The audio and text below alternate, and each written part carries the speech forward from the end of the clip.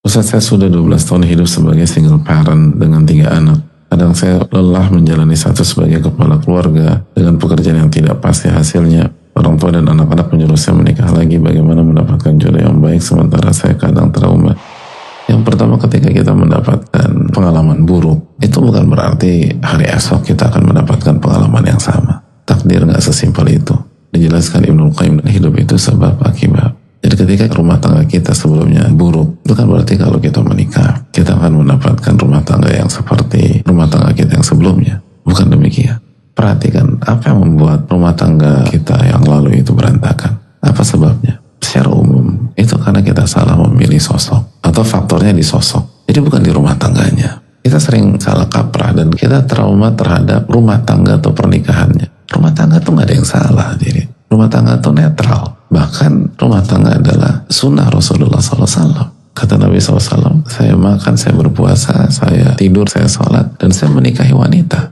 Lalu Nabi SAW berkata, "Faman ragiba an sunnati falaysa minni." Barang siapa yang tidak suka dengan sunnahku, bukan bagian dariku. Makanya hati-hati kalau kita tidak suka atau trauma dengan rumah tangga. Jadi gak ada isu dengan rumah tangga. Dan kita gak boleh membenci rumah tangga atau trauma terhadap rumah tangga. Pertama, kita harus tepat dalam mendiagnosa masalah. Kalau dalam bahasa fikih itu tahrir mahalin niza. Kita harus tentukan dulu ini masalahnya di mana. Apakah di rumah tangga? Bukan, di sosok.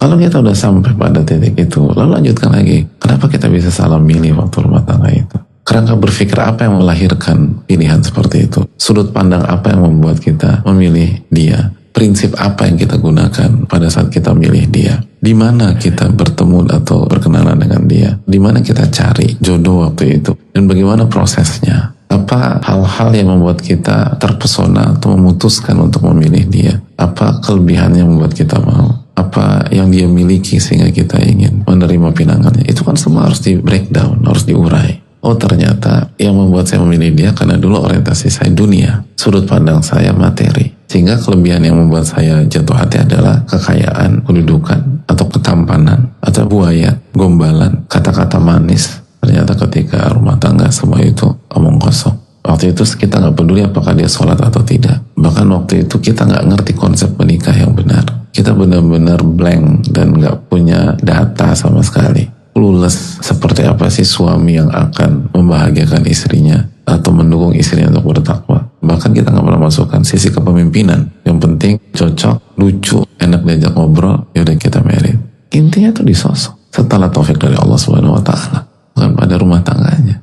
Hajar itu rumah tangganya dari segi teknis gak ideal. Beliau di mana, suaminya di mana. Tapi karena suaminya Nabi Ibrahim alaihissalam, suaminya adalah manusia terbaik, Khalilur Rahman, kekasih Allah, aman. Terkadang kita fokusnya ke teknis, kita lupa tentang siapa sosok yang kita pilih. Kalau kita dapat sosok yang tepat, punya kesolehan, akhlaknya baik, punya jiwa pemimpin, ngerti bagaimana menghandle kita, artinya yang kita butuhkan untuk masuk surga. Karena tugas suami adalah ku anfusakum wa ahlikum naro, jagalah diri kalian dan keluarga kalian dari siksa api neraka. Dan tafsir Ali bin Abi Thalib apa? Dengan mengajarkan agama dan mendidik mereka yang benar. Bisa mengajarkan iman, tauhid, mengingatkan tentang kesyirikan, atau jangan sampai jadi ahli dunia. Tidak harus seorang ustadz atau kiai dan seterusnya, tapi bisa megang, menghandle dan bisa mendidik. Itu yang membuat seorang wanita dijaga dari api neraka. Lalu bisa bermuamalah dengan baik. Kalau nggak suka sama sikap kita, yang dia terapkan adalah surat An-Nisa 19. Wa ashiruhunna bil ma'ruf, dan berinteraksilah dengan istri kalian dengan cara yang baik. Fa in karihtumuhun, dan apabila kalian nggak suka sama istri kalian, nggak suka sifat A, sifat B, sifat C, dan seterusnya, Allah berfirman, fa'asa an takrahu syai'an wa yaj'alullahu fihi khairan katsira. Bisa jadi yang kalian nggak suka itu, Allah jadikan kebaikan yang banyak darinya. Jadi begitu suami kita ngelihat kekurangan kita, yang dipikirkan apa? Pasti banyak hikmah yang besar dari kekurangan istri saya. Allah akan jadikan dari kekurangan istri saya kebaikan yang banyak. Bayangkan, kekurangan kita aja dilihat sebagai pintu kebaikan dan pintu hikmah. Itu kekurangan istri. Gimana kelebihannya? Kalau wanita mendapatkan sosok suami seperti ini, apa yang ditakutkan? Apa yang dikhawatirkan? Gak akan KDRT, gak akan caci maki, gak akan sewena-wena, gak akan menyiksa, gak akan menzolimi. Itu yang harus dicari suami seperti itu. Itu jannatul dunia, itu surga dunia sebelum surga di akhirat. Terusnya bagi wanita. Dan jangan pernah meremehkan kemampuan Allah dan kekuasaan Allah dalam mewujudkan doa-doa kita dan harapan kita. Minta kepada Allah SWT perbaiki alasan untuk trauma.